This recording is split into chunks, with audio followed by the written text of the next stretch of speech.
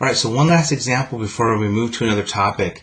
And again, this next example is going to demonstrate the fact that you can't trust your eyes, right? So on several occasions up here, I kind of visually looked at it and said, yeah, that kind of seems like it's an inverse because I have some actions that seem to be reversing each other. And this is one of those cases, right? We're multiplying by 3/4, and over here we're multiplying by 4/3. So nice reciprocal action seems to be reversing itself.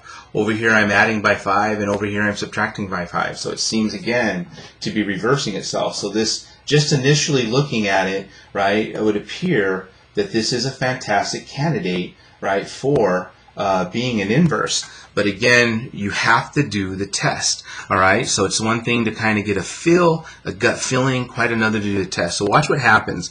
So when we find f inverse if we find the f composed with g of x, right, that means that, which means we're taking the 4/3 x minus 5. So that's the input. We're replacing that x there.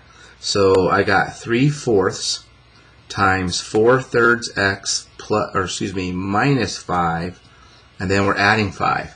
So when I distribute here, which is what it calls for, we do truly get, right, 3/4 and 4/3 is 1, so we do in fact get x, but 3/4 times negative 5 is a minus 15 over 4 plus 5.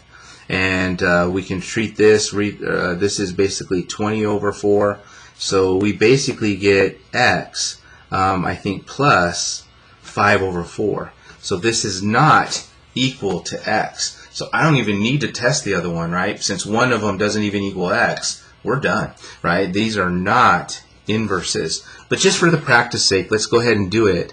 If we do try to put it the other way around, right, we get g of f of x, which is g of 3/4 x plus 5. So that is going for that x right there. So we have 4/3 parentheses 3/4 x plus 5 minus 5. Again, if we distribute, the fractions do go away. We're left with x, but we also have a 20 over 3 minus 5.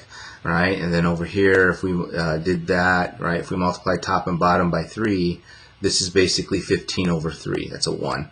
So we end up with x, right, plus 5/3 now. So again, this is not equal to x. So there, that example, right, kind of shows or demonstrates, I hope, that you can't trust your eyes. All right, we did it earlier, right? Some examples I took a look and said, man, this is a good candidate, right? We're multiplying by 2/3, and then we're dividing by 3/2. We're adding 1 and subtracting 1, right? I think even right here I said we're cubing. We have a cube root. We're adding 4. We're subtracting 4, and it ended up working out. All right, so there was a lot of things that happened there, but we already saw, right? This one didn't quite work the way we thought, and then this one really doesn't quite work the way we thought. So you can't trust your eyes, right? What you have to do, right, is do the math. You either do the math. We have 3 tests, right? We have the composition test that I did here, right? You have the numerical data table test that we can do, right? Or you have the visual graph that we can do, right? And let me go ahead and finish this on with a graph.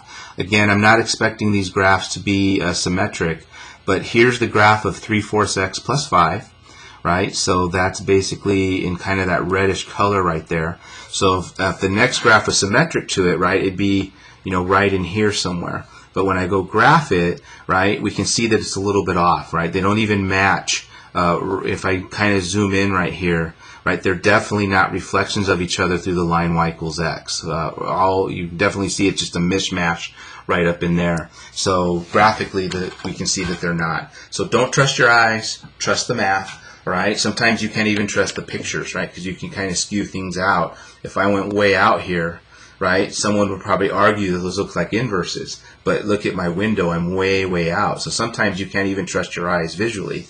But what you can do is you can definitely always trust your math, right? And that's why probably of all the tests that we do, the compositions are probably the most important ones, because as long as you're doing your math right, there's no doubt. All right, so that wraps up that. We're going to transition to a new topic, because so far what I've been doing is I've been giving you the pairs and you're testing for inverses.